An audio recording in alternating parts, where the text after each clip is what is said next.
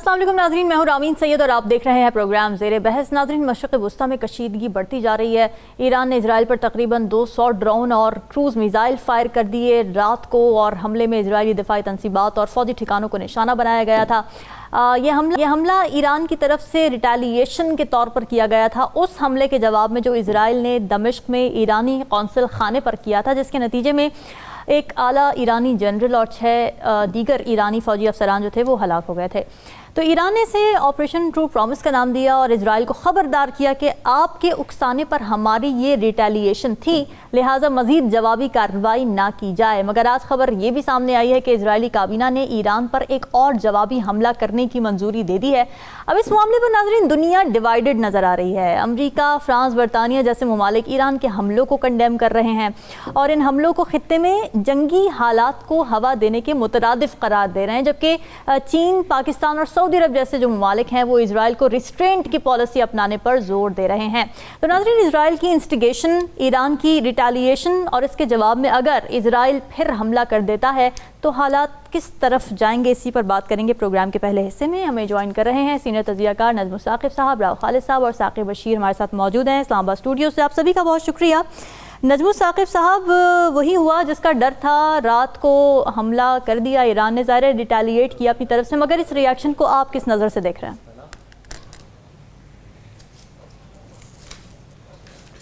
मेरे ख्याल में जो हमले के फ़ौरन बाद ईरान की सड़कों और गलियों पे जो जश्न मनाया गया जी, उससे तो ये पता लगता है कि ये जो सुप्रीम लीडर ने इनको वादा किया था कि मैं इस जो दमिश्क में उनकी कौंसलेट पे हमला हुआ उसका जवाब दूंगा और सज़ा दूंगा और सज़ा इसराइल को मिलेगी। तो अवाम की तो इसमें, और अवाम की मैं जब बात करता हूँ तो ईरानी अवाम की, ज़ाहिर है वो कर रहे हैं। अब हमारे यहाँ क्या है या दुनिया में और कहीं, तो सबसे पहले तो ये देखते हैं कि इस हमले की कबूलियत जो है वो ईरान में यूँ समझिए कि मुकम्मल तौर पे इसको कबूल किया गया कि ये फैसला जो था ये बिल्कुल ठीक था। ठीक है। अब आपने जिस तरह से कहा कि उसमें डिवाइडेड है दुनिया, लेकिन मैं ये देख रहा हूँ कि दुनिया जो है उसके ज़्यादातर ममालिक जो हैं वो ईरान के पीछे हैं। ठीक है। और इजराइल जो है वो जो उस इलाके का बदमाश है, जो कि अक्टूबर से अब तक जो गज़ा की सूरत हाल कर चुका है, यूनाइटेड नेशंस खामोश, OIC खामोश, कोई कुछ नहीं कर सक रहा, अमेरिका की पुष्टपनाही वैसे की वैसी। अब ये कि थोड़ा सा फोकस हट गया है गज़ा से अब ये दोनों मुल्कों की, और लोगों ने सोचना शुरू कर दिया है कि इसकी भेंट क्या चढ़ेगी, इसका क्या खमियाजा भुगतना पड़ेगा, इसका क्या क्या करना पड़ेगा। देखिए, सबसे पहले ये है कि ये जो सेंसेशनलाइज कर देते हैं ना हम लोग कि जी हमला कर दिया और इतने क्रूज चले गए और इतने वो फलाने चले गए।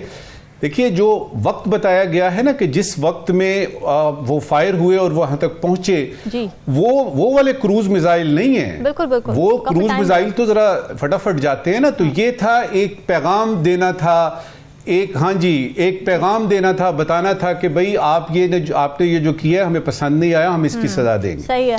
दूसरी बात जो दिमाग में आती है वो ये है कि वो एक जमाना था कि कबूतरों के जरिए पैगाम दिया जाता था ना। कबूतरों से फिर इलेक्ट्रिसिटी आई और उसके बाद टेलेक्स और उसके बाद फैक्स और उसके बाद सिफारतकारी के कई हमने अंदाज देखे। आजकल एज वी स्पीक सिफारतकार जो हैं वो बेचारे घर पे बैठे हुए हैं, टीवी देखते हैं और सारी की सारी जो प्लानिंग है या जवाब देते हैं वो सियासतदान दे रहे हैं या फिर मिलिट्री दे रही है। अब ये कि ये जो मिसाइल हैं ये जाते हैं, यानी पाकिस्तान से भी हमने देखा, ईरान से भी हमने देखा, तो लग ये रहा है कि रेस्ट्रेंट की पॉलिसी इसके अंदर बदजा यतम मौजूद थी। इसीलिए तो ईरान ने फौरी तौर पे कह दिया कि भाई हमने ये जवाब देना था, आगे नहीं बढ़ाना इसको। अब आते हैं इसकी तरफ कि ये जो बाकी ममालिक है, मिसाल के तौर पे, जी बिल्कुल, इंडिया जो है वो खामोश रहेगा क्योंकि इंडिया के दोनों दोस्त हैं, ईरान भी दोस्त है, इजराइल भी दोस्त है। अमेरिका का तो साफ पता है, यूरोप का हमें साफ पता है, GCC कंट्रीज की मजबूरियां हैं, वो अब इस तरफ जाएं कि उस तरफ जाएं, दोनों तरफ नुकसान भी है और फायदा भी है। जहां तक पाकिस्तान की बात है, मेरे ख्याल में पाकिस्तान ने बड़ा अच्छा बयान दिया है, फॉरेन ऑफिस ने तशवीश का इजहार किया है और ये ख्वाहिश का इजहार किया है कि ये चीज जो है वो आगे ना बढ़े, क्योंकि, और ये याद रहे कि दुनिया का कोई भी मुल्क ये नहीं चाहता कि ये बात आगे बढ़े, किसी के भी हक में ये बात नहीं जाती। लेकिन एक चीज जो यहाँ पे बतानी बड़ी जरूरी है वो ये है करामीन कि पाकिस्तान में हम हो जाते हैं जज्बाती। तो जज्बाती तौर पे देखें जी, ईरान ने हमला किया है तो अब हमें भी कुछ करना चाहिए। देखिए, ये जो आजकल की दुनिया है ना, इसमें जज्बात तो बिल्कुल नहीं चलने चाहिए। आपको अपनी हिकमत अमली देखनी है, आपको प्रैक्टिकल ग्राउंड रियलिटीज देखनी है और उसके मुताबिक आपने काम करना है। सिफारतकारी की जिस तरह मैंने बताया जी कि अंदाज बदल गए हैं। अब मिसाइलों के जरिए बात होती है और ये ड्रोन्स के जरिए। अब जो यानी इस वक्त ये आखिरी बात यह है कि क्या ये तनाज़ा किसी मुकम्मल जंग की शक्ल इख्तियार करेगा कि नहीं करेगा। ये जो 2 दिन की सूरत हाल अगर आप सामने रखें, वो बयानात को छोड़ दीजिए, बयानात को छोड़ दें, क्योंकि बयानात जो है ना वो सिर्फ बयानात की हद तक होते हैं। अमेरिका ने क्या बयान दिया, जो बाइडन ने देखा कि अपनी उसकी जो इलेक्शन कैंपेन चल रही है उसके लिए क्या इस वक्त होना चाहिए। ट्रंप साहब ने कह दिया कि अगर मैं होता तो फलाना ये हो जाता, ये जो हमला हुआ है ये होता ही ना। तो अपने अपने जो है ना वो मकासद तय किए जाते हैं बयानात के जरिए। जी बिल्कुल। असल चीज ये है कि इस तनाज़े को जंग की शक्ल में बदलने के हक में ईरान और इजराइल के साथ पूरी दुनिया जो है वो चाहती है कि ना हो। तो तज्जिया क्या यानी निकला, तज्जिया ये निकला कि ये इधर तक ही महदूद है, ये इधर तक ही महदूद रहेगी। और अगर खुदा ना खास्ता कोई तीसरा एलिमेंट बीच में ना आ गया, लोग शरारत करते हैं ना, 2 लोगों की जंग है, तीसरा आदमी दरख्त के पीछे छुप के जो है वो फायर कर देता है और लगता है को वो एक्सीडेंटल चीज को अगर आप बीच में से निकाल दें तो मेरा तज्जिया ये कहता है कि 2-3 हफ्ते की बात है, फ्लाइटें कैंसिल होंगी, कुछ यानी सिफारती ताल्लुकात मुनक़ता होंगे, तेल की कीमतों के लिए मीटिंग्स ऑलरेडी शुरू हो चुकी हैं और उसमें हिसाब किताब आखिर में यानी जो यानी नुकसान होगा वो तेल बेचने वालों का होगा और एनर्जी जो है वो यानी बीच में रहेगी। असर और रसूख ईरान का और इजराइल का, इसका तनाज़ा चलता रहेगा। ठीक है राव खालिद साहब, लेकिन यहाँ पर बड़ी इंटरेस्टिंग बात ये भी लगती है कि इजराइल ने अक़वाम मुत्तहिदा का इजलास बुलाने का मुतालबा किया और इजलास आज बुलाया भी जाएगा और उसमें भी इस पर कुछ बातचीत होगी। मगर ये तो बड़ी आयरनी है ना कि उसी UN का इजलास बुलाने का इजराइल मुतालबा कर रहा है जिसकी करारदादों पर वो खुद अमल पैरा नहीं हो रहा फ़लस्तीन के मामले पर। यही बात है कि एक जो कहते हैं ना कि कोई बदतमीज़ बच्चा हो और उसको अगर आप ना रोके तो एक दिन वो बुजुर्गों की दाढ़ी फिर नोचना शुरू कर देता है। तो यही इस केस में हो रहा है। ये अब अपने इत्तेहादियों के लिए, अमेरिका के लिए इसराइल दर्द सर बन चुका है। 1948 से जो काम उसने शुरू किया और जिस तरह से वो सारा जारहियत होती रही उसकी और उसकी हौसला अफजाई होती रही, मुसलमान ममालिक जो उसके इर्द गिर्द आबाद है मशरिक़ वस्ता के, उन्होंने भी उस पर कोई रद्द अमल उस तरह से नहीं दिया और अभी तक वो अपनी कह ले के इंतहाई मुनाफ़क़त और बुज़दिली यानी कर रहे हैं। इसी वजह से ये सूरत हाल पैदा हुई और बैनुल-अक़वामी जो कम्यूनिटी उन्होंने जो जितने बैनुल-अक़वामी क़वानीन की खिलाफ वर्जियाँ हुई, इंसानी और इखलाकी इक़दार की जिस तरह धज्जियाँ बिखेरी गई, वहाँ पर मिलियामेट किया गया जिस तरह से, उसको इंटरनेशनल कम्यूनिटी उस पर खामोश रही और उसका नतीजा यही निकला है कि अब जो है जो पूरी अक़वाम आलम जो है और ताकतवर मुल्क जिस तरह बेहिसी का शिकार रहे इस सारे मसले के ऊपर, और इसराइल जो है वो क्या अब तो फ़िरौन, नमरूद और हलाकू और चंगेज़ खान की याद ताज़ा कर दी उन्होंने जेनोसाइड करके। वो बड़ी अच्छी टर्म यूज़ की मुशाहिद हुसैन साहब ने कि हिटलर के वक्त तो पता नहीं चलता था ना क्या कर रहा है वो, अभी तो टेलीवाइज जेनोसाइड हो रही है और सारी दुनिया देख रही है इसको और फिर बेहिसी है इतनी ज़्यादा। तो इसका यही नतीजा बिलाखिर निकला था जो अब हुआ है बुनियादी तौर पर। और इसका खमियाजे की जो बात हो रही है वो ऑब्वियसली सबको भुगतना पड़ेगा। उसमें एक सबसे इंपॉर्टेंट बात जो मुझे लगती है वो ये है कि CPEC के मुकाबले में अमेरिका ने एक IMEC जो है वो शुरू किया था, मिडल ईस्ट इकोनॉमिक कॉरिडोर, जो दिल्ली में मीटिंग हुई, फिर उसके बाद एक और अक्टूबर में बाइडन ने अनाउंस किया उसका, उसमें America, Italy, Germany, France, Saudi Arab, India और अमारात वगैरह, वो पूरा कॉरिडोर जो है। तो इस सूरत हाल में क्या वो कॉरिडोर बन सकता है, चल सकता है? मेरा तो ख्याल नहीं है, उसका सोचा भी नहीं जा सकता अगर यही सूरत हाल बरकरार रहती है। और दूसरी बात यह है कि जो ईरान ने अटैक नहीं किया, ईरान ने रिएक्ट किया है, ये याद रखिएगा, ये बड़ा बेसिक डिफरेंस है। रिटेलिएट किया उसने, उसके साथ जो ज्यादती हुई मुसलसल उस पर रिटेलिएट किया और मोस्टली ईरान ने यही किया है। लेकिन ये पहली दफ़ा है दोनों ममालिक एक दूसरे के खिलाफ कार्रवाई करते रहते थे, लेकिन जो ईरान के अंदर या इसराइल के अंदर जो अटैक होते थे वो प्रॉक्सीज के जरिए होते थे, डायरेक्ट अटैक नहीं होते थे। दाएं बाएं होते थे कि आप उनके किसी इंटरेस्ट को दमिश्क में कर दिया, फलां जगह पे कर दिया। लेकिन राव खालिद साहब ये बताएं कि अमेरिका का आप किस किस्म का रोल देख रहे हैं अब इस सिचुएशन के अंदर, क्योंकि अमेरिका वैसे तो आयरन क्लैड एक बना रहता है, आयरन ब्रदर बना रहता है इजराइल का, मगर इस सिचुएशन में जबकि ईरान और इजराइल के दरमियान ये कॉन्फ्लिक्ट शुरू हो चुका है, आप देख रहे हैं कि अमेरिका बीच में कूदेगा या नहीं कूदेगा और होना क्या चाहिए आइडियली? मेरा ख्याल है अमेरिका इसको मामले को हल करने के लिए तो ज़रूर बीच में आएगा, लेकिन यह कि इसको फ्लेयर अप करने के लिए वो नहीं करेगा। ओवरऑल जो सिचुएशन बन रही है जिस तरह से, जो इकोनॉमिक पावर जिस तरह से चाइना मर्ज हुई है, इंडिया हुई है, और रूस का जो जिस तरह उसने यूक्रेन में जिस तरह से किया है, उससे अमेरिका की कह ले कि एक जो सिंगल सुपर पावर के तौर पे वो काफी कंप्रोमाइज हुई है उसकी अथॉरिटी। तो इसलिए वो अब इस पोजीशन में नहीं है कि वो हर जगह पे अपनी मर्जी चलाए, क्योंकि उसको रोकने वाले बहुत हैं। यहाँ पे भी अगर वो करता है रूस से ऐसी है ना कि वो उन्होंने ज़ाहिर अफगानिस्तान से भी पुल आउट किया, और उसमें हम यही देख रहे हैं कि वो मुख्तलिफ जगहों पे जंगें जो छेड़ी थी अमेरिका ने, वहां से भी निकलते आ रहे हैं। बाइडेन की पॉलिसी ऐसी है। मैं यही मिसाल देने लगा था। सीरिया में किया उन्होंने, ठीक है, जब वो हद से ज्यादा बड़े, जब उसकी हुकूमत हटाने की कोशिश की असद की, बशार असद की, तो उस वक्त रूस बीच में कूदा और उसने आके बताया कि जी इस तरह से नहीं हम करने देंगे आपको। ठीक है, यहाँ पे भी उसने क्लियरली बताया है कि ईरान के मसले पे अगर अमेरिका कूदा तो हम भी फिर आराम से नहीं बैठेंगे। तो ये इस तरह से वो अथॉरिटी अमेरिका की अब नहीं रही दुनिया में। वो बदमाशी अपनी पूरी करने की कोशिश करता है, अपनी ताकत पूरी दिखाने की कोशिश करता है, लेकिन फिर उसके बाद जो इसराइल का बुनियादी तौर पे जो रवैया है ओवरऑल, मैं वही कह रहा हूँ शुरू में जैसे मैंने कहा कि इसने काफी दर्द सर बन गया और उसको जस्टिफाई करना भी मुश्किल हो गया। और ईरान का जो रिएक्शन है वो ऑब्वियस था। अगर इसराइल को आपने 50, 60 साल, 70 साल नहीं रोका तो उसका नतीजा क्या निकला? अगर आज भी ना रोके इस इशू के ऊपर, अगर ईरान रिटेलिएट ना करता, इंटरनली तो उनको था ही था जो एक प्रेशर आ रहा था अंदर से, बाहर से भी उनको मसला पैदा होना था, दूसरे मुल्कों के लिए मसाइल में। मेरा ख्याल है कि ईरान ने बहुत से मुसलमान ममालिक और इसराइल के इर्द गिर्द बसने वाले लोगों को उस जारहियत से उनको प्रोटेक्शन दी है ये रिएक्ट करके। और मजीद उन्होंने जो कहा है कि अगर बाज ना आया तो हम मजीद भी करेंगे, ये मेरा ख्याल है काफ़ी खुला मैसेज है इसराइल के लिए। और बाकी मुल्कों को भी सोचना चाहिए, जो इर्द गिर्द बैठे हैं वो भी थोड़ा सा गैरत का मुजाहरा करें और इस मामले के ऊपर अपना कोई ड्यू नहीं तो छोटा मोटा रोल तो प्ले करें, एटलीस्ट इंसानी हमदर्दी के हवाले से ही कर दे। वहां पे यानी वहां पे फूड को एज वेपन यूज किया जा रहा है, फूड को ब्लॉकेट करके तो उसको लोगों को मारा जा रहा है, बाकी जगह चीजें तो अपनी जगह पे है।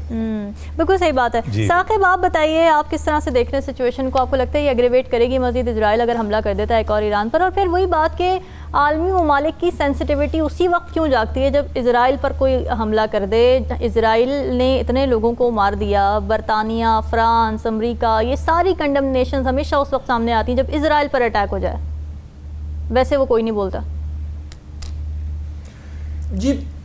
जी बिल्कुल। आप वो 1 अप्रैल का जो दमिश्क में ईरानी कौंसलेट पर जो हमला था उस पर आप रद्द अमल देख लें कि क्या जो दुनिया थी उसने रिएक्ट किया कि इसराइल ने जो आलमी कवानीन थे, जो सफारती आदाब थे, उसकी खुला मुखला जो है वो उसने खिलाफ वर्जी की। डायरेक्ट जो है कौंसलेट पर अटैक किया और अगरचे उन्होंने उसमें तस्दीक या तरदीद नहीं की, डायरेक्ट वो माने नहीं है, लेकिन उसके सारे जो है वो इशारे किनारे उस तरफ जा रहे थे, इसराइल की तरफ जो है वो जा रहे थे। अब जो रिएक्ट किया है जो ईरान ने, इसको जो वर्ल्ड जो आलमी जो दुनिया है उसका जो रिएक्शन है, जो उनके बयानात हैं, उस बयानात के तनाजुर को देखना जो है बहुत ज़रूरी है। अगर आप जो है वो यूरोप को देखें, अमेरिका के जो ममालिक हैं उनको देखें, तो उन्होंने जो है वो बड़े क्लियर अल्फाज में इसराइल के साथ वो खड़े हुए हैं। अगरचे वो अमली तौर पर तो उस हद तक कि उन्होंने जो मिसाइल फायर हुए हैं, ड्रोन्स जो है वो वहाँ पे भेजे गए हैं ईरान की जानिब से, उनको ताकि इसराइल को नुकसान ना हो, उनको नाकारा बनाने में उन्होंने भरपूर तरीके से उनको मुकम्मल मुआवनत की है इसराइल की। ये इसराइल भी तस्लीम कर रहा है और जो बरतानवी वज़ीर आज़म है उन्होंने भी ये बयान दिया है। और उन्होंने इसराइल के खिलाफ इस हमले की भरपूर मजम्मत की क्लियर अल्फाज में। हाँ। अगर बात करें आप मुस्लिम वर्ल्ड की, तो मुस्लिम वर्ल्ड तो तशवीश का इजहार तो सब ने किया है, लेकिन जो चीन है इसको जवाबी हमला जो है वो करार दे रहा है। चीन की जानिब से जो स्टेटमेंट आया है वो भी बड़ा इंपॉर्टेंट है, लेकिन बज़ाहिर ये ईरान की बड़ी कैलकुलेटेड मूव लग रही है। वो इस तरह के अभी ये खबर आ रही है कि जो ईरानी वजीर खारजा हैं उन्होंने वहाँ पे जो आलमी जो वहाँ पे सफारतकार हैं उनको एक ब्रीफिंग में कहा है कि हमने अमेरिका को बता दिया था कि ये एक हमारा दिफाई जो है वो एक जो है वो अटैक है और मदूद पैमाने पर जो है वो हमारा ये हमला होगा। और उसमें भी उन्होंने जो फौजी तनसीबात थे उनको निशाने पर रखा, शहरी जो जगह थी उसको जो है वो निशाने पे नहीं रखा था। तो ये कैलकुलेटेड मूव बज़ाहिर जो है वो लग रही थी। बज़ाहिर जो ईरान की जानिब से अभी तक जो है वो पैगाम है ये तो आया है कि अगर इसराइल ने मजीद कुछ किया तो हम जो है वो मजीद हमले करेंगे, लेकिन अभी तक की इतला के मुताबिक ईरान मजीद जो है वो अगर इसराइल आगे से कोई हमला नहीं करता, रिएक्ट नहीं करता, तो ईरान की जानिब से मजीद जो है वो कुछ नहीं होगा। ये इसी तरह ही है कि जो इसराइल है उसने दमिश्क की कौंसलेट पर हमला किया, इन्होंने अपना जो है वो उस पर रिएक्शन देना जरूरी था, क्योंकि ईरान ये समझ रहा था कि आपकी एम्बेसी पर या कौंसलेट पर हमला बुनियादी तौर पर आपके मुल्क पर ही हमला होता है, तो उसको अगर आप नहीं रिएक्ट करेंगे तो कल जो है वो कोई और वो काम जो है वो कर देंगे। तो उस तनाजुर में ये जो है वो बहुत इंपॉर्टेंट था।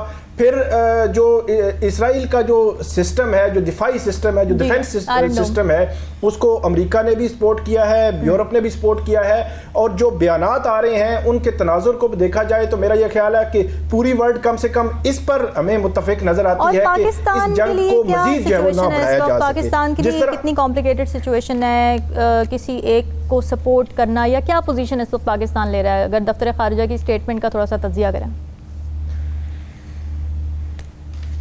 सपोर्ट तो मेरा ख्याल है एक बड़ी क्लियर सी वॉइस है। अगर ईरान को पाकिस्तान खुल के जो है वो उस तरह सपोर्ट नहीं करेगा तो इसराइल को तो कर ही नहीं सकता ना। पाकिस्तान ने इसराइल को तस्लीम भी नहीं किया, आज तक तस्लीम नहीं किया, उसके जो पीछे भी बहुत सारी वजूहात हैं, तो इसलिए इसराइल को तो कर ही नहीं सकते। ईरान की हद तक पाकिस्तान के ताल्लुकात भी हैं, जो ईरान के साथ मुरासम भी मौजूद हैं। तो इस तनाजुर में जिस तरह जो रिएक्ट करना चाहिए था, जिस तरह जो मौक़िफ़ आया, मेरा ख्याल है पिछले कुछ दिनों मेरे ख्याल से जनवरी में कुछ अटैक्स हुए थे इधर बलूचिस्तान की तरफ, और फिर हमने भी रिटेलिएट किया था और उस पर फिर मामला हल तो हो गया था, मगर कुछ टेंशन्स थी। जी जी बिल्कुल, वो भी नहीं, वो टेंशन्स थी, वो भी आप देखें ना, वो अब जो इसराइल और ईरान के दरमियान ये जो मामला हुआ है, अगर यहाँ ही पे रुक जाता है और यहाँ पे चीज़ें मजीद आगे नहीं बढ़ती तो वो भी उसी तरह की हुआ जिस तरह पाकिस्तान और ईरान ने पाकिस्तान के हदूद के अंदर आकर जो है वो अटैक किया था। तो फिर पाकिस्तान ने उस पर रिएक्शन दिया और उसके बाद जो है वो दोनों ममालिक ने अपनी जो सफारतकार वापस बुलाए हुए थे, दोनों ममालिक जो है वो अपनी सफारतकार दोनों ममालिक में आ गए और दोबारा बातचीत चल पड़ी और मामला जो है वो दोबारा मेरा ख्याल में जो है वो आगे जो है बढ़ सके। लेकिन पाकिस्तान को ये हो सकता है कि ये जंग अगर आगे बढ़ी तो फिर ये है कि तेल की जो कीमतें हैं उन पर बड़े गहरे असरात होंगे, और उसमें हम पहले ही हमारे इक्तिसादी जो है वो हालात हैं, मामलात हैं, उस पर बहुत ज़्यादा असर होता है। तो तेल की कीमतों का इस जंग के साथ जो है वो बड़ा गहरा ताल्लुक होगा। लेकिन अभी तक की जो स्टेटमेंट्स हैं, जो रिएक्शन है जो वर्ल्ड का, जिस तरह भी इसराइल के साथ भी वो खड़े हैं, लेकिन डायरेक्टली अमेरिका ने भी इसराइल को ये नहीं कहा कि आप जो है वो इसराइल जो है वो अटैक कर दे, या इस तरह की कोई डायरेक्ट कोई बात नहीं आई। जिस तरह ईरानी वजीर खारजा का जो बयान मैंने आपको बताया कि ईरानी वजीर खारजा ने बड़ी एक क्लियर लाइन ली है कि हमने अमेरिका को बता दिया था, तो इट मीन के कहीं ना कहीं चीजें ऑन बोर्ड हैं ताकि तमाम को जो है वो फेस सेविंग मिले और चीजें जो है वो आगे जो है वो बढ़ सकें। चले जी, हम उम्मीद करते हैं मामला मजीद एस्केलेट ना और अच्छे तरीके से सुलझ जाए, खित्ते में मजीद कशीदगी पैदा ना हो। नाज़रीन, डिस्कशन का सिलसिला जारी है, वक्त ब्रेक का, स्टे विद अस।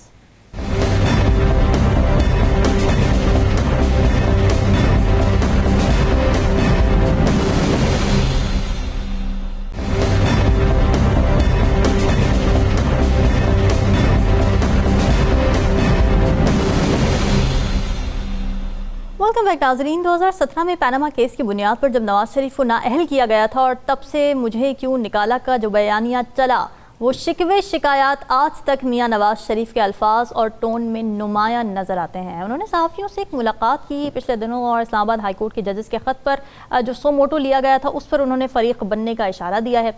उन्होंने ये कहा कि अदालत उज़्मा अगर जजेस के मकतूब पर समाअत करने जा रही है तो फिर हम भी फ़रीक बनेंगे और पूछा जाना चाहिए कि 2017 में एक चलती हुकूमत को क्यों कर चलता किया गया। फिर ये भी पूछा जाना चाहिए कि क्या उस वक्त इंसाफ के तकाजे पूरे किए गए, फिर किसने उन्हें डराया धमकाया और मनमाने फैसले लिए। इसके अलावा उन्होंने अपने भाई शहबाज शरीफ की हुकूमत के हवाले से भी तबसरा किया। उन्होंने ये कहा कि जी अब मौजूदा हुकूमत बंद ही हुई है, हम तो नौज़ल में हैं। फिर उनसे सवाल ये हुआ कि जी आप खामोश क्यों हैं, आवाम में क्यों नहीं जाते। तो इस पर उन्होंने कहा कि मैं क्या लेकर आवाम से मिलूँ, कौन सी कारकर्दगी है। महंगाई और बिजली गैस की कीमतों को नीचे लाने के लिए शहबाज शरीफ को टास्क दे दिया है। फिर उन्होंने ये भी कहा कि अगर ऐसा ना हुआ तो नून लीग के लिए भी मुश्किलात बढ़ जाएंगी। राव खालिद साहब, खामोश रह के भी नवाज शरीफ साहब ने सब कुछ कह दिया, क्या आपको इसमें इशारे मिल रहे हैं?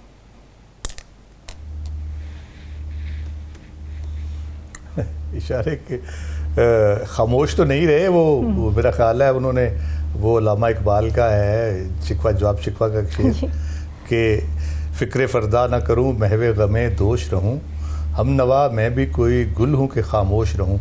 तो वो मेरा ख्याल है उनको बड़ी देर के बाद ये ख्याल आया है कि उनको भी कुछ डायरेक्ट नहीं तो इनडायरेक्टली कुछ ना कुछ बयानबाजी देनी चाहिए। अब उनके जो शिकवे शिकायत हैं क्या वो दुरुस्त हैं या वो ऐसे ही ज़बरदस्ती के शिकवे शिकायत पैदा कर रहे हैं या अपना गुस्सा निकालने की कोशिश कर रहे हैं। तो हम उनके लंदन से चलने से लेके तो अब तक का जब मंजर देखते हैं, कोई लंदन प्लान था या नहीं था वो तो इमरान खान साहब बता सकते हैं, लेकिन जो मेरी इत्तलात है वो मियाँ साहब का एक ही फरमाइश थी सारी सूरत हाल में।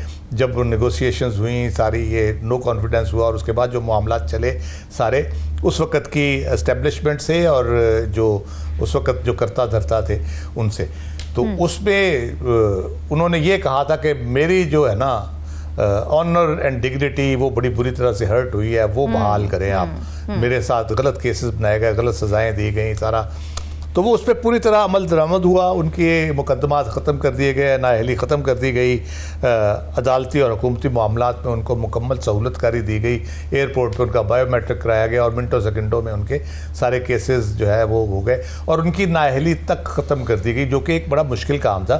सुप्रीम कोर्ट का एक बड़ा बेंच बैठता और उसकी आप देखें कि किस तरह से उसको प्रोसेस किया गया। पहले एक कानून बनाया गया, अपील का राइट दिया गया सुप्रीम कोर्ट में, जो कि पिछले 70 साल में नहीं था। और किसी भी आइन, जितने भी आइन बने हमारे अभी तक जी बिल्कुल उसको एग्जैक्टली तो उनको जिस तरह सहूलतकारी उनकी की गई है, तो उसमें अब मसला ये है कि जो काम उनके करने का था सियासी महाज पे तो उन्होंने लड़ना था। अगर वो कहते मैं बड़ा पॉपुलर लीडर हूँ, मेरा वोट बैंक है, मेरी पुरानी कारकर्दगी बड़ी आला है और लोग मेरे यानी चाहने वालों की बहुत बड़ी तादाद है, और वो तो सियासी फ्रंट पे उन्होंने इलेक्शन तो उन्होंने लड़ना था, सियासी फ्रंट पे तो उन्होंने खेलना था। उन्होंने कैंपेन भी नहीं की प्रॉपर्ली कोई अपनी उस तरह से। कैसे लड़ते इलेक्शन?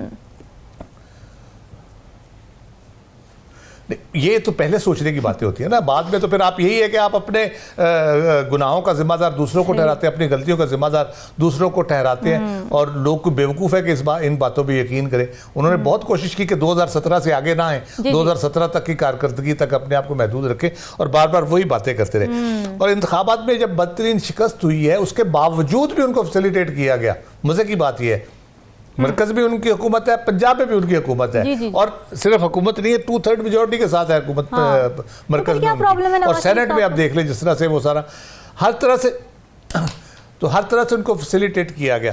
प्रॉब्लम ये है कि लड़ाई घर की है और वो खाते इदारों के डालना चाहते हैं आप। उनके अपना जो है मसाइल अपने हैं, उनके जो शहबाज शरीफ साहब या उनके दरमियान है या मरियम और हमजा के दरमियान है जो मसाइल हैं, वो खाते अब डालना चाहते हैं कि इनके इदारों के खाते डाल दें। अब वो कह रहे हैं कि हम उस पर जजेस वाले केस में भी हिस्सा बनेंगे, तो ऑब्वियसली आप जब उसका हिस्सा बनेंगे तो आप किससे कन्फ्रंट कर रहे होंगे? आप इदारों से कन्फ्रंट कर रहे होंगे नेचुरली उसमें। तो वो पुराने सारे मुद्दे गड़े मुद्दे उखाड़ने की पूरी कोशिश कर रहे हैं। अगर उनको इतना ही है कि जो उनके साथ ज्यादती हुई, तो फिर हम 85 से शुरू होते हैं ना, जब आप चीफ मिनिस्टर बने और उसके बाद जो सूरत हाल रही और उसके बाद फिर आप बेनज़ीर हुकूमत के खिलाफ जो कुछ करते रहे चीफ मिनिस्टर, फिर बेनज़ीर की हुकूमत को पहली को हटवाया, फिर दूसरी को हटवाया, उसके बाद आपने 2013 में आसिफ जरदारी और बेनजीर के साथ जो कुछ किया, वो फिर सारा हिसाब किताब करें ना, फिर एक दो की बात ना करें। आज की आप अपने केसेस तो लेके आ जाते हैं और दूसरों के साथ जो आपने ज्यादतियां की हुई हैं, जो आसिफ जरदारी अगर जेल में रहे और जो मुकदमात बने आसिफ जरदारी पे और जो इन पे बने, वो दोनों जमातों ने आपस में बनाए थे। इमरान खान को तो फिरसे में मिले और उसने नो डाउट उसने भी उस पर बड़ा यानी कोई हाथ हौला नहीं रखा, उसने पूरी कोशिश की कि इनको लताड़ा जाए हर तरह से सियासी तौर पे। लेकिन बात यह है कि मसले तो अपने हैं इनके, उसको ठीक करना चाहिए। दूसरा, मैंने 2-3 महीने पहले बात की थी, वो भी उन्होंने की है, जो इशारतन उसमें बात आई है, वो नून लीग की क़यादत लेना चाह रहे हैं, सदारत उसकी लेना चाह रहे हैं। और मैंने ये 3 महीने पहले कहा था कि वो इलेक्शन के फौरन बाद मैंने कहा था कि ये अपने अब सदारत खुद लेना चाहते हैं और पार्टी की क़यादत खुद संभालना चाहते हैं। अच्छा, और वो अगर खुद संभालेंगे तो जो जावेद लतीफ साहब या राना सनाउल्लाह साहब कह रहे हैं, सियासत में क्या फायदा होगा, उनकी पार्टी का क्या फायदा? यही मैं कह रहा हूँ कि जो एक तो पार्टी अपने हाथ में कर लेंगे, उनको लगता है कि उनके हाथ से निकल गई है, शहबाज शरीफ साहब के हाथ में चली गई है। अच्छा, दूसरा ये होगा कि जो जावेद लतीफ साहब और राना सनाउल्लाह साहब बयान दे रहे हैं, वो ये फिर खुद देंगे और एक नई पाकिस्तान के अंदर एक, यदि मैं कल भी कहा था, जो खतरा है इस गवर्नमेंट को वो नवाज शरीफ की खामोशी से है। वो जब आउटबर्स्ट करेंगे तो वो ज्यादा डेंजरस हो जाएंगे। अब इस किस्म के बयानात से ना इमरान खान को कोई नुकसान होगा, ना किसी और जमात को होगा, सिर्फ शहबाज शरीफ को, उनकी गवर्नमेंट को। बिल्कुल सही कह रहे हैं नजमुल साकिब साहब। ये जो आपस की चपकलिश है, अब फरीक बनने की बात की नवाज शरीफ साहब ने, जो 6 जजेस के खत का मामला है सोमोटो केस में, मगर उनके भाई शहबाज शरीफ साहब तो ऑन बोर्ड नहीं नजर आते ना, क्योंकि काबीना तो ऑलरेडी अपनी राय दे चुकी है इस मामले पे कि जी इन 6 जजेस के खत में जो इल्जामात लगाए गए वो तो बेबुनियाद हैं। तो फिर ये दोनों इस मामले पे भी एक पेज पे नहीं है। बड़े भाई ने जो शिकवे शिकायतें की हैं, उसने छोटे भाई को इम्तिहान में डाल दिया है और ये पर्चा बहुत ही मुश्किल है शहबाज शरीफ साहब के लिए कि वो इसको अटेम्प्ट भी करें। अच्छा, एक किस्सा छोटा सा याद आया रामीन के, एक बंदा था तो उसका ऊंट गुम गया। अच्छा, और वो ऊंट था कुछ समझ लीजिए 1 लाख रुपए का। अच्छा, अब उसने बड़ा ढूंढा, नहीं मिला, पता लगा जी शहर में मोहल्ले में बड़ी चोरियां हो रही हैं, वो ऊंट पता नहीं इलाका गैर में चला गया वगैरह वगैरह। अच्छा, उसने अल्लाह ताला से जायनमाज पे बैठा और उससे दुआ मांगी कि या बारी ताला मुझे वो ऊंट मिल जाए, अगर वो मुझे मिल गया तो मैं उसको 5,000 रुपए का बेच दूंगा। अच्छा, वाह। अल्लाह का करना ऐसा होता है कि वो ऊंट उसको मिल जाता है। अब उसको मिल जाता है वो 5,000 का, तो उसने वादा किया था, अहद किया था अल्लाह से, वो जो है वो दे देता है एक बंदे को, उससे 5,000 ले लेता है। लेकिन हर रोज उसके पास पहुंच जाता है कि मेरा ऊंट 5,000 का था, और ये कह के वो पैसे मांगता है हर दफा, क्योंकि ऊंट तो पता नहीं 1-2 लाख रुपए का था।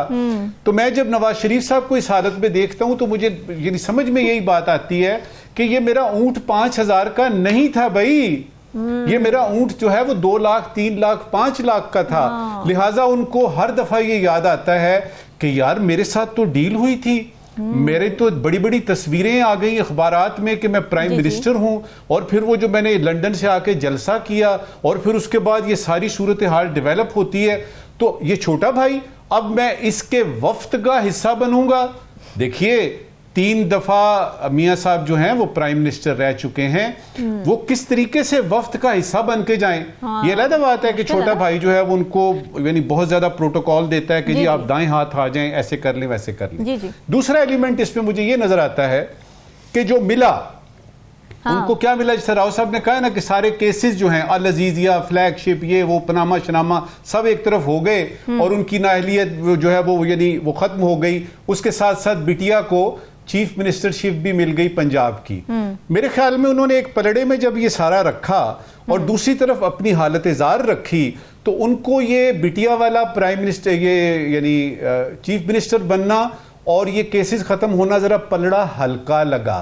ठीक है। अब उनको अचानक ये ख्याल आया, और फिर जब उन्होंने अपने साथियों को देखा, देखिए ना, राना सनाउल्लाह साहब हो गए, जावेद लतीफ साहब हो गए, खुर्रम दस्तगीर साहब हो गए, उसके बाद साद रफीक साहब हो गए, उन बेचारों को एक तो वो सीटें हार गए, दूसरा ये है खासतौर पे जावेद लतीफ की जो है ना, मैं यहाँ बात करूंगा क्योंकि आपको याद होगा कि जब यानी लंदन में थे ना ये, तो उनके बिहाफ पे सारे जो सहाफी थे वो देखते थे कि जावेद लतीफ ने क्या कहना है, कि किस दिन आएंगे, क्योंकि जावेद लतीफ को पता होगा। अब ना सिर्फ उनकी सीटें जाती हैं बल्कि उनको सेनेट की जो सीटें खाली होती हैं उसमें भी जगह नहीं दी जाती।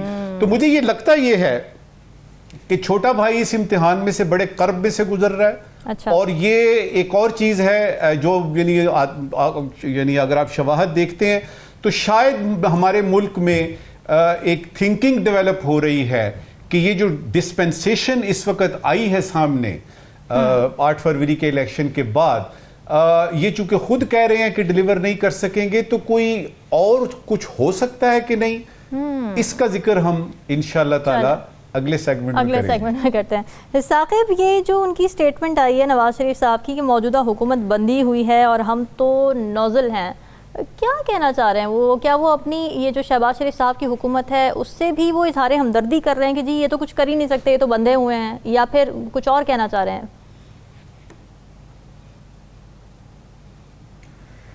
मेरा ख्याल है इस जो स्टेटमेंट्स आई हैं और जो उनकी खामोशी है, या जो उनकी करीबी जो लोग हैं उनकी जानिब से जो बयानात आ रहे हैं, इसको समझने के लिए हमें थोड़ा सा माजी में जाना पड़ेगा। ये जब नवाज शरीफ साहब जो है वो 2023 में वापसी की तैयारी कर रहे थे, तो शायद आपको याद होगा कि 19 या 20 सितंबर था, इन्होंने एक स्टेटमेंट दिया था कि जब हम वापस आएंगे या हुकूमत में आएंगे तो एहतसाब होगा, और एहतसाब उन लोगों का भी होगा, वो ताकतवर लोगों का जो 2017 और 18 में जिन्होंने भागे भागे गए थे और उन्होंने बाकायदा नाम लिए।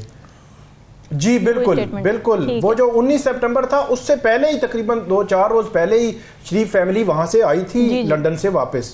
तो जैसे ये बयान दिया गया तो अचानक जो है वो हलचल मच गई और दोबारा जो है वो शहबाज शरीफ साहब जो है लंदन पहुंच गए। और फिर हमने देखा, सबने देखा कि 27 या 28 सितंबर था, तो उसके बाद मुस्लिम लीग नून की जो क़यादत है उनकी तरफ से वाजे ये आना शुरू हो गया कि वो उनके खिलाफ ये चीज़ें तो हैं, सारे हमें हमारे खदशात भी हैं, लेकिन हम जो है वो आगे बढ़ना चाहते हैं। तो इसका मतलब ये हुआ कि उस बयान से वो पीछे हट गए थे और कहीं से वो प्रेशर यकीनी तौर पर आया होगा और इस वजह से वो पीछे हटे। वो वापस आए, उनको लंदन से लेकर यहाँ तक केसेस खत्म होने तक, डिस्क्वालिफिकेशन फॉर लाइफ खत्म होने तक मुकम्मल जो है वो प्रोटोकॉल मिला, ये एक एडमिटेड फैक्ट है। उसके बाद वो कैंपेन में जब उन्होंने जाना था, कैंपेन में उन्होंने जाना था, तो जिस निगरान वज़ीर आला के हवाले से जो वज़ीर दाखिला है उनके हवाले से जो आप जो बात करते हैं उनके पॉलिटिकल जो है लीडर्स, वही निगरान वज़ीर आला थे। तो उस वक्त पंजाब में मुकम्मल तौर पर जो नून लीग थी उसको खुला ग्राउंड था, उसके लिए खुला मैदान था उनको, और उन्होंने कैंपेन के लिए आप आए, कैंपेन करें और सारी चीजें करें। लेकिन वो एक बात थी कि शायद जब वो एक चल रहा था कि मतलब असली गल हो गई, तो वो एक परसेप्शन ऐसी बनी कि शायद, लेकिन नवाज शरीफ साहब तो कह रहे हैं कि मुझे ये बता दिया गया था कि आपने वजीर आजम नहीं बनना, तो यहाँ से तो ये पता चलता है कि वो इसलिए कैंपेन नहीं चला रहे थे कि उनको पहले से पता था वो कह रहे हैं। नहीं, ये बात मसला ये है कि ये बात वो आज कह रहे हैं, ये बात कभी भी पहले नहीं कही। वो कैंपेन भी हो रही थी, सारी चीजें जो है वो आगे बड़ी उसी तरह बढ़ रही थी। वो एक परसेप्शन भी ग्राउंड पे जो है वो दी गई कि अब जो है वो नेक्स्ट गवर्नमेंट आ रही है और मियां साहब जो वज़ीर आज़म बन रहे हैं। 2 रोज कबल एक बड़ा इश्तिहार भी आता है और वो इश्तिहार सबने देखा। वज़ीर आज़म मतलब इश्तिहार देने की क्या जरूरत थी अगर यही था कि आप जो है वज़ीर आज़म नहीं बन रहे। मैनिफेस्टो का टाइटल ही ये था कि पाकिस्तान को नवाज दो। जी, पाकिस्तान को नवाज दो, इस पे बाकायदा तौर पर एक कैंपेन लॉन्च की मुस्लिम लीग नून ने। तो ये पूरा बैकग्राउंड है। फिर एक अब ये बिफोर इलेक्शन आफ्टर इलेक्शन का बैकग्राउंड देख लेते हैं कि 8 फरवरी के रिजल्ट्स क्या हैं और 9 फरवरी के रिजल्ट्स क्या हैं। ये एक ज़बान ज़द आम बात है। या तो ये था कि आप इतने डेमोक्रेट्स थे, आप ये जमहूरियत थे, आप ये कहते जी जिसका मैंडेट है उसको आने दें, जिसको अवाम ने मैंडेट दिया है। अब मसला क्या है? मसला ये है कि कोई 100 के करीब जो है वो ट्राइब्यूनल्स में केसेस चले गए हैं, जो पंजाब की मैं बात कर रहा हूँ, जो सूबाई और जो कौमी असम्बली के, जिन पे अभी डिसीजंस होने हैं। और उसमें मियां साहब का अपना हल्का जो है शामिल है, जिसपे बहुत बड़ा क्वेश्चन लोग उठाते हैं, जो कि उस पे चीजें ऊपर नीचे हुई हैं। तो ये जो इतने बड़े सवालात हैं उनके जवाब भी आपको देना पड़ेंगे। ये नहीं हो सकता कि आप अप्रैल 2022 में, अब मौलाना ने जो इलेक्शन के बाद बात की, कि अप्रैल 2022 में जो वोट ऑफ नो कॉन्फिडेंस था वो सिर्फ वोट ऑफ नो कॉन्फिडेंस नहीं था, उसको सपोर्ट भी थी। तो जो मौलाना ने बात की उसको आप कैसे डिनाई करेंगे? आपने 1.5 साल उस वक्त हुकूमत की, अभी भी हुकूमत में आप है, मरकज में और पंजाब में भी आप हैं, और आपके पास 2/3 मेजॉरिटी भी आ गई है, क्वेश्चंस भी हैं और मजलूम भी मतलब आप है। मेरा ये ख्याल है कि उन्होंने वो जो उनसे लिया गया था वो वापस भी किया गया है, तो इसलिए उसको सिर्फ उस पर मतलब उस कार्ड के आखिरी बात मैं यहाँ पे ये करूंगा कि जो वो कह रहे हैं कि वो जाएंगे सुप्रीम कोर्ट में, तो सुप्रीम कोर्ट में अगर जाएंगे कि 2017-18 में गलती हुई, तो फिर तो मेरा ख्याल में 2023-24 में जिनके खिलाफ जो है वो चीजें गलत हुई अदलिया से, तो उनका केस तो मजबूत हो जाएगा। वो कहेंगे ठीक है आपके साथ गलत हुआ तो हमारे साथ भी गलत हुआ, आपको फिर ये नहीं कह सकेंगे ये फिर 2017-18 में तो गलत हुआ था लेकिन 23-24 में ठीक है। बिल्कुल ठीक है। नाज़रीन, डिस्कशन का सिलसिला जारी है, ब्रेक का स्टे विद अस।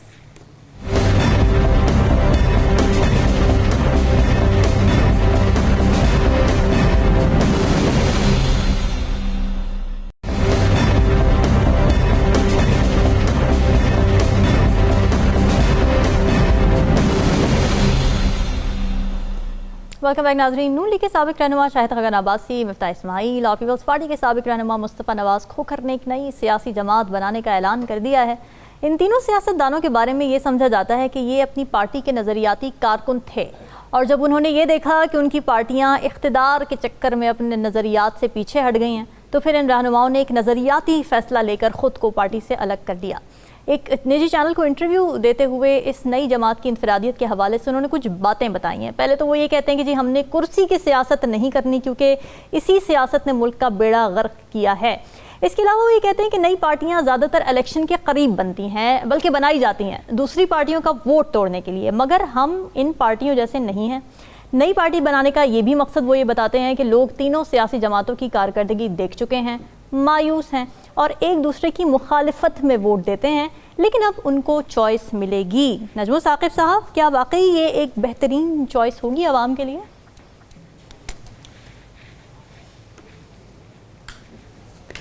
मैं तो रमीन ये देख रहा हूँ कि कुछ इत्तिफाकात यानी कोइंसिडेंसेस हो रहे हैं पिछले एक हफ्ते से। अच्छा, ये सारी चीज़ें इकट्ठी एक साथ हो रही हैं। मुझे तो कुछ चेंज होती हुई सूरत हाल नज़र आ रही है। पहले तो ये आपको बताऊं कि एक अमरीकी मुसन्निफ हैं, जी पॉल ऑस्टर उनका नाम है। अच्छा। वो कहते हैं कि ये जो कोइंसिडेंसेस होते हैं ना, इत्तफाकात, ये हमारी सोच के रास्ते मुतय्यन करते हैं। इसका मतलब है कि इम्पॉर्टेंट होते हैं। अगर बहुत सारी चीज़ें कोइंसिडेंटली होनी शुरू हो जाएं, मिसाल के तौर पे कि ये वो दिन है जिस दिन पीटीआई और बाकी 5 जमातें मिल के जो है वो पशीन से एक तहरीके तहफ़्फ़ुज़े आईने पाकिस्तान शुरू करती है। जी। खान के जेल से बाहर आने की अफवाहें जो हैं कम से कम इस्लामाबाद में तो हमें हर तरफ घूमती हुई नजर आ रही हैं कि मई के महीने में कुछ होने वाला है। हाँ। फिर उसके बाद नवाज शरीफ साहब जो है वो अपनी खामोशी तोड़ते हैं और अपने भाई के बारे में, इस हुकूमत के बारे में और इसकी कसम पुरसी के बारे में बातें करते हैं। ये भी एक इत्तेफाक है। फिर उसके बाद ये कि हम देखते हैं मौलाना फजलुर रहमान साहब अचानक खामोश हो गए। अच्छा, इस सारे इत्तेफाकात में ये इत्तेफाक जो होता है कि उसी रात एक टीवी स्टेशन पे आके तो एक बहुत संजीदा यानी जो हमारे सियासतदान हैं, जो फॉर्मर प्राइम मिनिस्टर भी हैं खाकान अब्बासी, शाहिद खाकान अब्बासी साहब, वो आते हैं और बताते हैं जी कि हम एक रिफॉर्म एजेंडा लेके आएंगे जी। हम जो है वो एक ऐसा एजेंडा लेके आएंगे जिसमें असली इश्यूज की बात होगी और उनके हल की बात होगी, और उसके लिए हमारा इक़्तिदार में होना ज़रूरी नहीं है, हम इक़्तिदार के कॉरिडोर से बाहर रह के भी बात कर सकते हैं। फिर उनसे पूछा गया जी कि क्या कोई फ़ोन शोन आपको आया इस सिलसिले में, तो उन्होंने कहा जी कि इस्टेब्लिशमेंट से इस पार्टी का कोई ताल्लुक नहीं है, ना ये PMLQ है, ना ये इस्तेहकाम पाकिस्तान पार्टी है। और ये बात करके उन्होंने रिफॉर्म एजेंडा भी बताया कि किस तरीके से। साथ ही उन्होंने ये भी बताया, कि जो फर्स्ट लाइन ऑफ लीडर्स होगी ना इनकी, वो बड़े इंटेग्रिटी वाले लोग होंगे। यहाँ पे मेरे चेहरे पे थोड़ी सी मुस्कुराहट आई। अच्छा। कि वो तो फिर गिनने पड़ेंगे, शायद 1 या 2 या 3 ही पाकिस्तान में बाकी रह गए हों। अच्छा, अब ये सारे इत्तेफाकात मैं जो बता रहा हूँ आपको, ये हो रहे हैं 2, 3, 4 दिनों के अरसे में जी। सबसे बड़ा इत्तेफाक देखिए वो ये हुआ कि नवाज शरीफ साहब की जिसकी बात हमने राव साहब ने और साकिब ने और आप कर रहे हैं ना मुलाकात में, उन्होंने बातें की, उसमें से एक पूछा गया कि शाहिद खाकान अब्बासी साहब से मुलाकात करेंगे, तो नवाज शरीफ साहब ने फरमाया कि मुमकिन है कि मैं उनसे जल्द ही मुलाकात करूं। जी जी जी, उसके बाद वो मरी। अब आप देखिए कहानी मुकम्मल होती है। मैं जाती तौर पे कॉन्स्पिरेसी थेरीज पे यकीन नहीं रखता, लेकिन मैं इत्तफाकात के, इतने ज्यादा इत्तफाकात का इकट्ठे होना, इस पे मेरा यकीन है। और फिर यह है कि तज्जिया क्या कहता है। तज्जिया ये कहता है कि जरूरी नहीं कि कुछ हो, लेकिन कुछ हो भी सकता है। और ये दिन जो है ये मेल्टिंग पॉट वाले हैं, खासतौर पे मई का महीना, और इसमें जो मेरे पाकिस्तानी और तमाम जो मेरे यानी मेरे मुल्क के प्यारे पाकिस्तानी हैं, जो कुछ भी होने लगा है, मुझे लगता है, मेरा तज्जिया ये कहता है कि ये मेरे अवाम के लिए कुछ बेहतर सूरत हाल निकल रही है। ठीक है, होपफुल है यानी आप। राव खालिद साहब, अब तक जो खदोखाल सामने आए इस नई जमात के, आपको क्या लगता है, क्या वाकई की एक मुनफरिद जमात होगी? और फिर ये बात बार बार कह रहे हैं ये तीनों के जी मुख्तदर हलकों के अभी साए से हम बाहर हैं, उनका कोई लेना देना नहीं है हमसे, मगर आखिर कब तक ये रहेगा? कि खुशी से मर ना जाते अगर एतबार होता, इस बात पे तो यही कह सकता हूँ मैं। सही बात यह है कि ये मेरे ख्याल में और मेरे तज़िये में ये पीटीआई को की जो असर रसूख है उसको डाइल्यूट करने का प्लान भी है। अच्छा। और इस पे अगर कोई नहीं है इनके पीछे तो बड़ी अच्छी बात है, मुझे बड़ी खुशी होगी अगर नहीं है, क्योंकि आप देखेंगे जो मेरा अंदाज़ा है अभी तक तो, और ये शायद खबर भी हो जाए किसी वक्त, कि जो पीटीआई को तोड़ के जो अनासिर निकाले गए, तहरीक इस्तेकाम बनी और फिर पार्लियामेंटेरियन बनी और इस तरह से करके उनको किया गया, कुछ को इधर उधर शामिल कराया गया, तो वो मुझे लग रहा है कि वो इस पार्टी का हिस्सा बन जाएंगी, ये जमातें सारी उसमें शामिल हो जाएंगी। तो फिर तो क्रेडिबिलिटी खराब हो जाएगी। चाहे इस्तेकाम पार्टी हो, चाहे पार्लियामेंटेरियन हो, नहीं पर वो क्रेडिबिलिटी हमारी नज़र में ख़राब होगी ना। वो क्या पता वो परवेज़ खट्टक साहब को, जहांगीर तरीन साहब को, अलीम खान साहब को बहुत क्रेडिबल आदमी समझते हो। अच्छा। शाहिद खाकान अब्बासी साहब तो ये तो हम कह रहे हैं ना, हम समझते हैं कि उनकी क्रेडिबिलिटी नहीं है। वो तो ये तो वो बताएंगे ना कि कितने क्रेडिबल वो लोग हैं। तो ये मुझे लग ये रहा है कि ये और नून लीग के और जो ओवरऑल जो 8 फरवरी के इलेक्शन में PMLN की जो परफॉर्मेंस है, जिस तरह उसका यदि वोटर जो है वो बहुत कम हुआ है एकदम से, चाहे गुस्से की वजह से नहीं निकला, चाहे वाकई जेन्युइनली कम हो गया, तो उसको भी कोई होप चाहिए अब कि वो किधर जाए अब। और तो कोई है नहीं, पीपल्स पार्टी का असर रसूख नहीं है, पीटीआई के तरफ वो जा नहीं सकते, तो उनका मुझे लगता है नून लीग के भी कुछ जो है बकौल इनके वो क्रेडिबल लोग जो है ना वो आएंगे। अच्छा। उसमें से मेरा ख्याल है वो भी इसमें शामिल होंगे। ये जो 3 लोग लेकिन मसला आखिर पे थे और इन्होंने ये बताया कि हम एक नई पार्टी बनाने जा रहे हैं, आप इन लोगों को कितना क्रेडिबल समझते हैं, कितना नजरियाती समझते हैं? देखिए, मैं तो सब कोई क्रेडिबल समझता हूँ, किसी को मैं नहीं समझता कि कोई डिस्क्रेडिटेड है। मियां नवाज शरीफ साहब समेत जो है जितने सियासतदान हैं हमारे, सारे क्रेडिबल है। मसला कहाँ पे आता है? मसला आता है, इन्होंने रिफॉर्म एजेंडा की बात की। मसला ये आता है कि रिफॉर्म एजेंडा जो है ना, हमें IMF भी बना के देता रहा है, वर्ल्ड बैंक भी बना के देता रहा है, हमारे अपने एक्सपर्ट्स भी बना के देते हैं, एशियन डेवलपमेंट बैंक भी देता है, हर सेक्टर में हमें रिफॉर्म एजेंडा मिलता है। मसला आता है इम्प्लीमेंटेशन पे, उस पे अमल दरामद पे, वहां पे जाके हम सारे फंसते हैं। और वही मसला है बुनियादी तौर पे, टैक्स चोरी, बिजली चोरी, गैस चोरी और मेगा करप्शन जो है, ये वो मसाइल हैं। उस पर सब्सिडीज को जो आप दे रहे हैं 2000 अरब की हर साल अशराफिया को, वो मसला वहीं पे आता है। और सबसे उससे भी बड़ा प्रॉब्लम ये है कि हमारे यहाँ अगर कोई मसला पैदा होता है ना, हम उसको हल करने की बजाय उससे तवज्जो हटाने के लिए कोई दूसरा मसला पैदा कर देते हैं। ठीक है, लेकिन फिर मसाइल इस तरह करते करते इतने सारे हो जाते हैं ना, वो तो सारा सिस्टम ही फिर लपेटना पड़ जाता है। सपोर्ट नहीं करी थी, उनकी अपनी हुकूमत सपोर्ट नहीं करी थी। इसहाक डार के फैंस बहुत थे उनकी हुकूमत में। जी बिल्कुल, करना चाह रहे थे तो वो करते ना, मियां नवाज शरीफ को बताते, उन्होंने नॉमिनेट किया था ना, हटा दिया था उनको कहते कि मैं इस तरह ये काम करना चाह रहा हूँ और मुझे ये करने नहीं दिया जा रहा। अब इसहाक डार साहब नहीं, अब हम देख लेते हैं कि उनके बगैर ये कितना काम कर लेंगे। बात ये है कि आप कम से कम वो 2000 की सब्सिडी खत्म कर दें, कम से कम साल में जो जारी है उसको ही रोक लें, तो आपका कितना फर्क पड़ जाएगा उससे आपका। कुछ करना चाहे तो बहुत आसान है करना, लेकिन कुछ करना नहीं चाहते। बिल्कुल सही है। साकिब, आप बताइएगा, आपको क्या विल नज़र आती है इस पॉलिटिकल पार्टी के पीछे, क्या इनफरादियत आपको नज़र आती है? और ये जो एक बात उन्होंने बड़ी इंटरेस्टिंग की कि हम पार्लियामेंट के बाहर बनने वाली पार्टी हैं और हम पार्लियामेंट के बाहर बैठकर आवाम को मुतवज्जो करने की कोशिश करेंगे।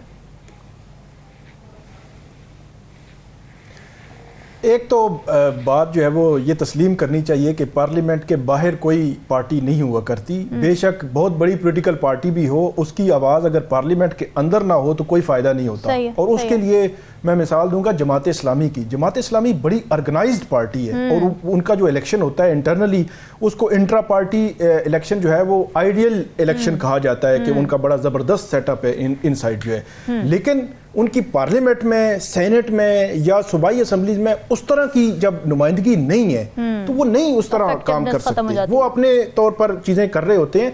ये जो बात है इसको मानने के लिए मैं तैयार ही नहीं हूँ। अब 3 लोग हैं, तीनों का जो है वो हम थोड़ा सा तजिया कर लेते हैं। शाहिद खाकान अब्बासी साहब का तो चले एक बैकग्राउंड है, वो इलेक्शन जीतते रहे हैं और वो मुस्लिम लीग नून के प्लेटफॉर्म से इलेक्शन जीतते रहे हैं। ये हमें नहीं बोलना चाहिए। वो जब आजाद लड़ेंगे, जीतेंगे तो फिर हम देखेंगे कि क्या पोजीशन है उनकी इंडिविजुअल हैसियत में। मुफ्ती इस्माइल साहब कभी इलेक्शन एक इलेक्शन में ख्याल में उन्होंने लड़ा है और वो भी मुस्लिम लीग नून के प्लेटफॉर्म पे लड़ा है। बाकी जो है वो इसी तरह ही, मतलब इस तरह पॉलिटिकल उनका बैकग्राउंड उस तरह नहीं है पॉलिटिकल वर्कर के। तीसरे हैं मुस्तफा नवाज खोखर साहब, सेनेटर बने हैं एक दफा, वो भी पीपल्स पार्टी के प्लेटफॉर्म से।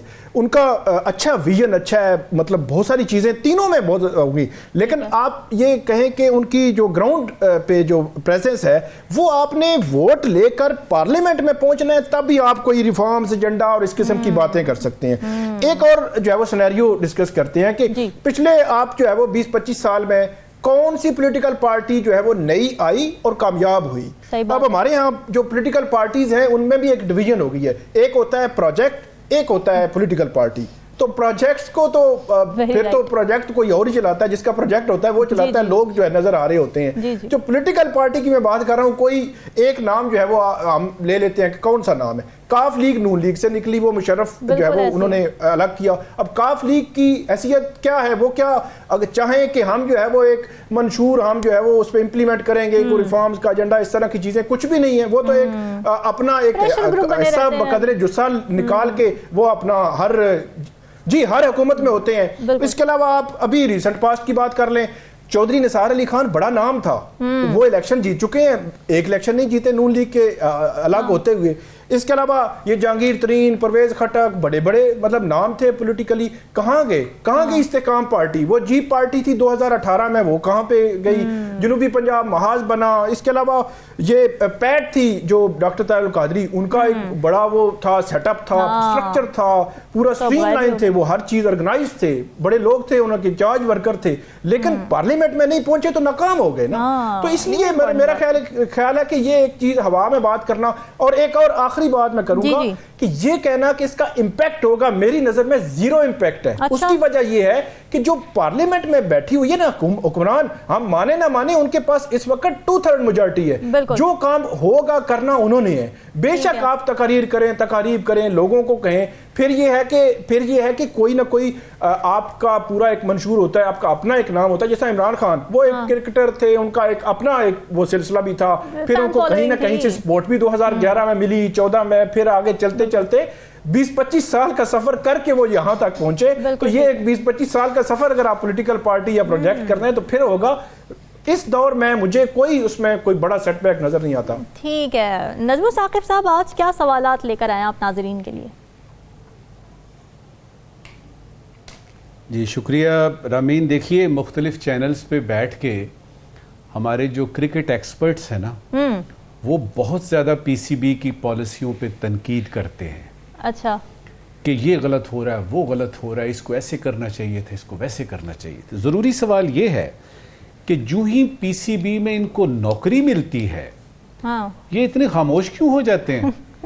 ठीक है, बड़ा अहम सवाल है आज का गैर ज़रूरी सवाल। देखिए, एडीबी के मुताबिक रवा माली साल में शरह नमू जो है वो 1.9% रहेगी, 1.9% रहेगी, जबकि महंगाई 25% रहने का इम्कान है।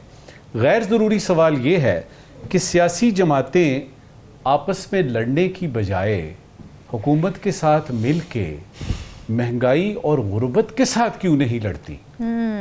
सही बात है। इत्तेहाद और यकत जो बड़े सुनहरी उसूल समझे जाते हैं किसी भी कौम के लिए, वो पहले पॉलिटिकल पार्टीज़ के अंदर आने की ज़रूरत है, फिर पॉलिटिकल पार्टीज़ के आपस में आने की ज़रूरत है, और उसके बाद फिर हम देखेंगे कि आवाम भी कहीं ना कहीं किसी न किसी नुक्ते पे जाके शायद मुत्तहद हो सके। नाज़रीन, आज के लिए इतना ही। फीडबैक ज़रूर दीजिएगा। हमें दीजिए इजाज़त। अल्लाह हाफ़िज़।